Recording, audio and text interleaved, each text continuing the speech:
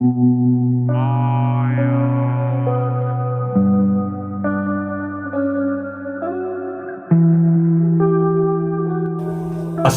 teman-teman, kembali lagi di Hendra Prabowo Kebumen.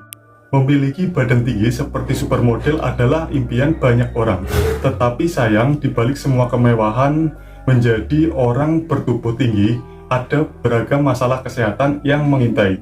Misalnya saja, pria yang badannya tinggi ternyata lebih beresiko meninggal akibat kanker prostat ganas daripada pria yang bertubuh pendek.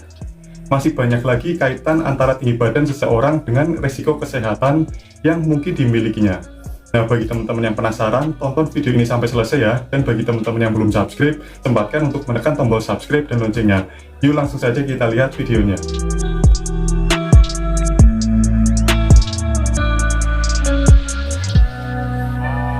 Tinggi badan dipengaruhi oleh genetik warisan orang tua. Meski begitu, gen bukan satu-satunya penentu takdir tinggi pendeknya tubuh teman-teman.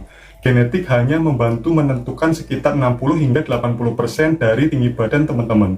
Sedangkan sisanya tergantung pada faktor lingkungan luar. Aktivitas fisik dan asupan nutrisi dari kebiasaan makan sehat, tinggi protein dan kalsium adalah dua faktor eksternal yang berperan paling penting untuk menentukan tinggi badan teman-teman.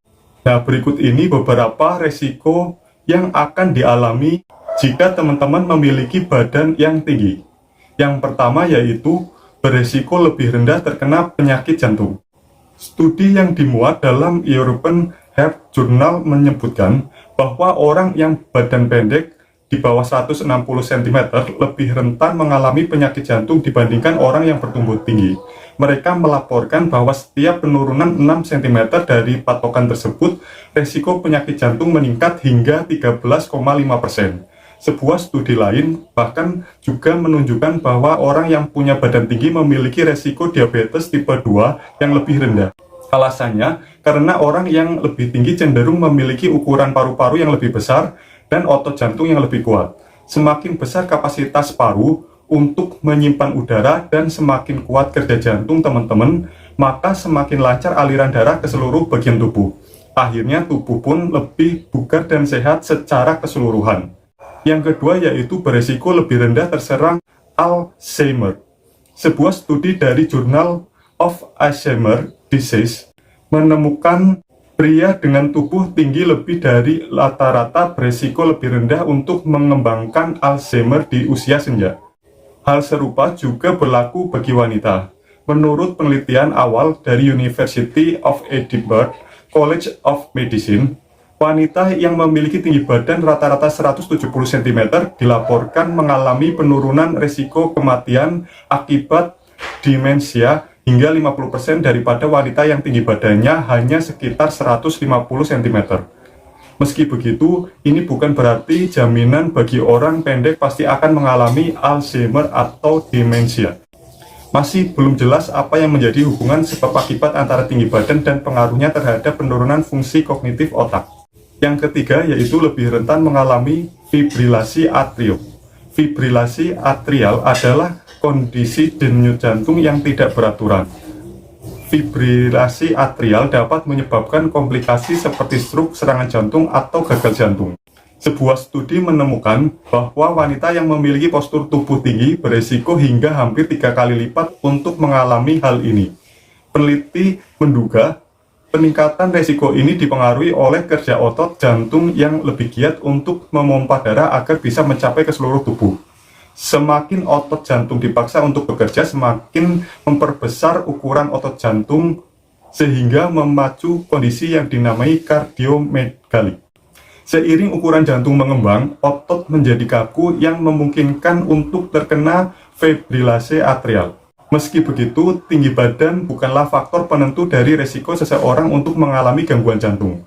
Pola makan buruk, merokok, dan jarang olahraga tetap menjadi faktor resiko terbesar yang lebih perlu teman-teman waspadai. Yang keempat yaitu lebih rentan mengalami pembekuan darah.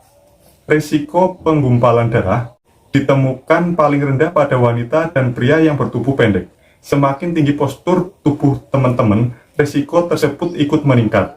Perbedaan resiko tersebut bisa terjadi karena individu yang lebih tinggi memiliki pembuluh darah di kaki yang lebih panjang. sehingga terdapat area permukaan pembuluh darah yang lebih luas. Gravitasi juga ikut berperan dalam pembekuan darah ini. Pembuluh darah kaki orang yang tinggi menerima lebih banyak tekanan gravitasi sehingga meningkatkan resiko aliran darah melambat atau berhenti sementara. Aliran darah yang melambat akan meningkatkan resiko pembentukan gumpalan darah terutama di kaki. Dan yang kelima yaitu resiko kanker lebih tinggi.